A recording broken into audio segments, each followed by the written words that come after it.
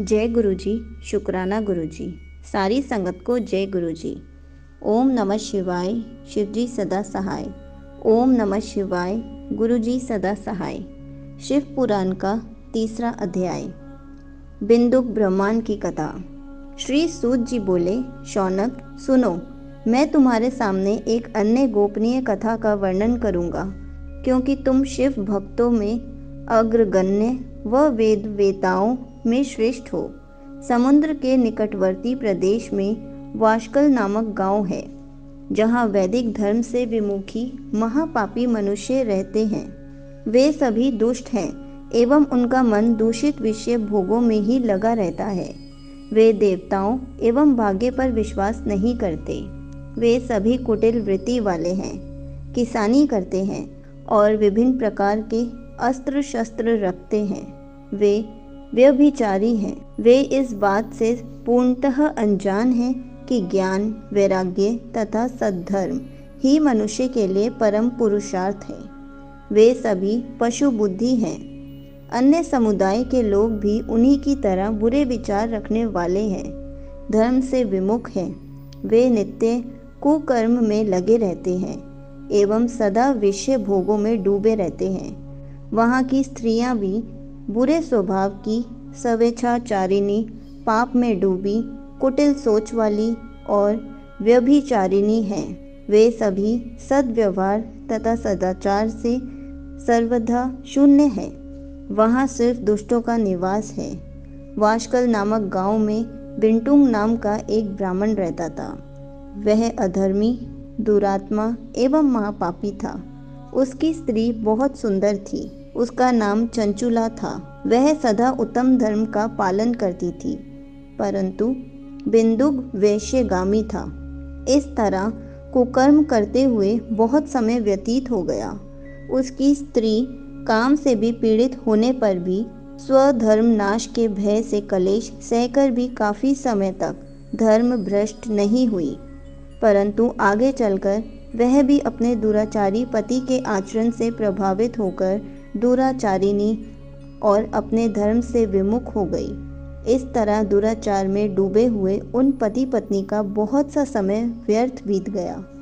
वैश्यगामी दूषित बुद्धि वाला वह दुष्ट ब्राह्मण बिंदुंग समयानुसार मृत्यु को प्राप्त हो नरक में चला गया। बहुत दिनों तक नरक के दुखों को भोग कर वह मूढ़ बुद्धि पापी विंध्य पर्वत पर भयंकर पिशाच हुआ। इधर उस दुराचारी बिंदुक के मर जाने पर वह चंचुला नामक स्त्री बहुत समय तक पुत्रों के साथ अपने घर में रहती रही। पति की मृत्यु के बाद वह भी अपने धर्म से गिरकर पर पुरुषों का संग करने लगी थी। सतियां विपत्ति में भी अपने धर्म का पालन करना नहीं छोड़ती। यही तो तप है। तप कठिन तो होता है, लेकिन इसका फल मीठा होता है। विषयी इस सत्य को नहीं जानता, इसलिए वह विषयों के विष फल का स्वाद लेते हुए भोग करता है। एक दिन दैव योग से किसी पुण्य पर्व के आने पर वह अपने भाई बंधुओं के साथ गोकर्ण क्षेत्र में गई। उसने तीर्थ के जल में स्नान किया एवं बंधुजनों के साथ यत्र तत्र घूमने लगी। घूमते घूमते वह एक देवी मंदिर में गई। वहां उसने एक ब्राह्मण के मुख से भगवान शिव की परम पवित्र एवं मंगलकारी कथा सुनी। कथावाचक ब्राह्मण कह रहे थे, जो स्त्रियां व्यभिचार करती हैं, वे मरने के बाद जब यमलोक जाती हैं, तब यमराज के दूत उन्हें तरह तरह से यंत्रणा देते हैं। वे उसके कामांगों को तप्त लौह डूंडों से दागते हैं। तप्त लौह के पुरुष से उसका संसर्ग कराते हैं। ये सारे दंड इतनी वेदना देने वाले होते हैं कि जीव पुकार पुकार कर कहता है कि अब वह ऐसा नहीं करेगा, लेकिन यमदूत उसे छोड़ते नहीं। कर्मों का फल तो सभी को भोगना पड़ता है। देव, ऋषि, मनुष्य सभी इससे बंधे हुए हैं। ब्राह्मण के मुख से यह वैराग्य बढ़ाने वाली कथा सुनकर चंचुला भय से व्याकुल हो गई। कथा समाप्त होने पर सभी लोग वहां से चले गए।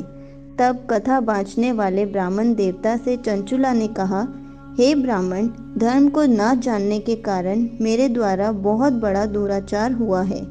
स्वामी, मेरे ऊपर कृपा कर मेरा उद्धार कीजिए। आपके प्रवचन को सुनकर मुझे इस संसार से वैराग्य हो गया है। मुझ मूढ़ चित्त वाली पापिनी को धिक्कार है। मैं बुरे विषयों में फंसकर अपने धर्म से विमुख हो गई थी। कौन मुझ जैसी कुमार्ग में मन लगाने वाली पापिनी का साथ देगा? जब यमदूत मेरे गले में फंदा डालकर मुझे बांध कर ले जाएंगे और नरक में मेरे शरीर के टुकड़े करेंगे, तब मैं कैसे उन महायातनाओं को सहन कर पाऊंगी? मैं सब प्रकार से नष्ट हो गई हूँ, क्योंकि अभी तक मैं हर तरह से पाप में डूबी रही हूँ। हे ब्राह्मण, आप मेरे गुरु हैं, आप ही मेरे माता पिता हैं। मैं आपकी शरण में आई हूँ। मुझ उबला का अब आप ही उद्धार कीजिए।